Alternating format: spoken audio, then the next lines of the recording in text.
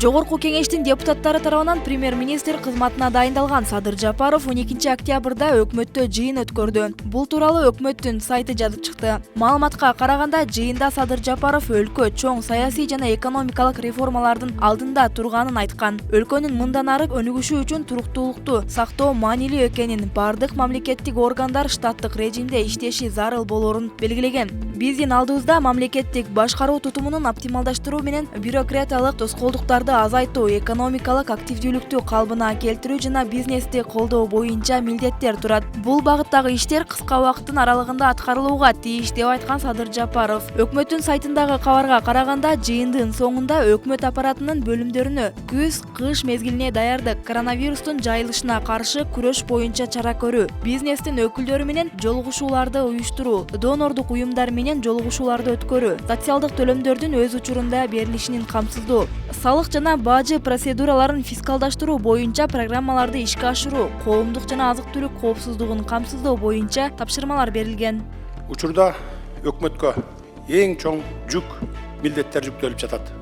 Конституция боюнча да аткаруу бийлигинин башкы органы катары өкмөт мамлекеттик социалдык экономикалык абалына толугу менен жооп берет. Бул милдеттердин үстүнө азыркы учурда мамлекеттин коопсуздугу да жүктөлүп жаткандыгын сезип турасыздар. Нагрузка көбөйөт аппаратка. Демек, аппаратка билекти түрүнүп иштөөгө туура келет. Өзүңөргө тиешелүү мамлекеттик органдардын ишин катуу контролго алгыла. Бардык чыгып жаткан проблемалар туурасында ачык сүйлөшүп тургандай бололу. Ачык, эч нерсе жашырбагыла. Болгон маалыматты болгондой жеткирип туруңуздар. Президент Сооронбай Жээнбеков бүгүн 12 октябрда күч түзүмдөрүн тиешелүү жетекчилери менен өлкөдөгү коопсуздукту талкуулады. Президенттин басма сөз кызматы кабарлагандай, жолугушууга куралдуу күчтөрдүн башкы штабынын башчысы Талайбек Өмүралиев, коопсуздук кеңешинин катчысынын орун басары Жаныбек Капаров жана Ички иштер министрлигинин орун басары Бишкек шаарынын коменданты Алмазбек Орозалиев катышты. Өлкөдөгү коомдук саясий кырдаалды мындан ары турукташтыруу, жарандардын саламаттыгын жана коопсуздугун камсыз кылуу боюнча чаралар талкууланууда. Жээнбеков бүгүнкү күндө өлкөнүн күч органдарынын көңүл борборунда биринчи кезекте коомдогу тынчтык, туруктуулук, эл коопсуздугу туруш керек экенин баса белгиледи. Ал коопсуздук кеңешинин катчылыгы менен күч органдарынын ортосунда өз ара байланышты жакшыртуу керек экенин айтты. Президент Жээнбеков ишин Аларча резиденциясында улантууда.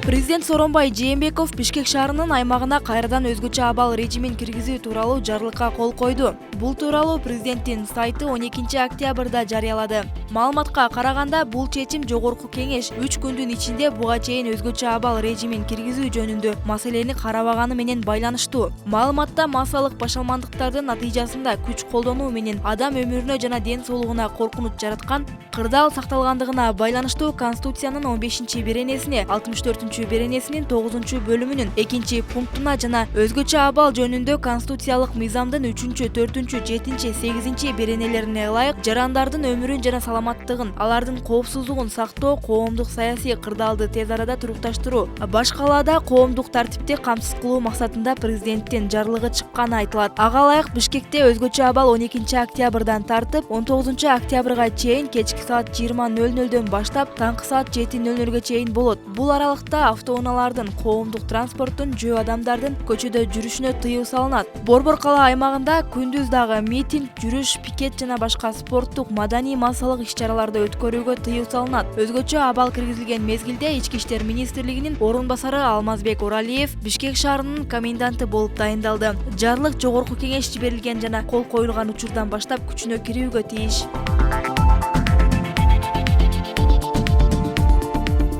Акыркы коомдук саясий кырдаалдан улам 10 октябрга карата Кыргызстандын экономикасы 8 миллиард сом же 104 миллион доллар зыян тартты. Бул тууралуу бизнес ассоциациялардын улуттук альянасы тарткан кайрылууда жазылган. Анда ансыз да пандемия шартында экономикасы жабыркаган Кыргызстанда январь-август ичинде мунай тазалоо өндүрүшү 4 миллиард сомдон 847 миллион сомго чейин төмөндөп кеткен. Текстиль тигүү өнөр жайы 5,3 миллиард сомдон 3,8 миллиард сомго чейин, кен иштетүү 467 миллион сомдон 402 миллион сомго азайган. Ал эми жашылча жемиштерди сыртка экспорттоонун көлөмү $731,000 $167,000 чейин төмөндөгөн. Кайрылуу ээлери пандемияда жабыркаган ишкер чөйрөсү 5 октябрда башталган башаламандыктар учурунда дагы зыян тартып жатканын белгилешет. Анда айтылгандай башаламандыктар башталган күндөн бери кара кече, жамгыр, кичи чаар, Иштамберди, Бозмучак, жер үй кендеринде иш токтоп калганын эскертишүүдө.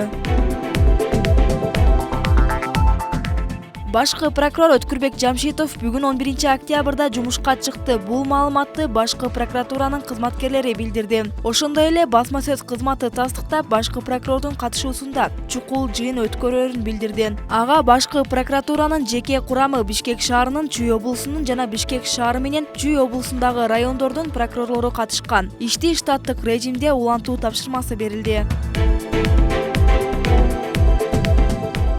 Акыркы суткада коронавирус өлкөдө дагы 298 адамдан аныкталды. Республикалык штабтан билдиришкендей, акыркы жумада инфекциянын көбөйүшү байкалууда. Жаңы учурлардын аймактар боюнча саны: Бишкек 59, Ош 33, Чүй облусу 13, Ош облусу 51, Талас облусу 3, Ысык көл облусу 13, Жалал Абад облусу 40, Баткен облусу 86. Бир сутка ичинде COVID-19 илдетинен сакайып чыккандар пневмонияны эсепке алганда 127 бейтап айыгып чыкты. Бишкек 20, Ош шаары 16, Чүй облусу 7, Ош облусу 23, Жалал Абад облусу 20, Баткен облусу 41. Жалпы жуктургандардын саны 49528, анын ичинен айыккандар 44522. Каза болгондордун саны 1090. Учурда стационарда дарыланууда 1737, амбулатордук дарыланууда 1725 бейтап бар.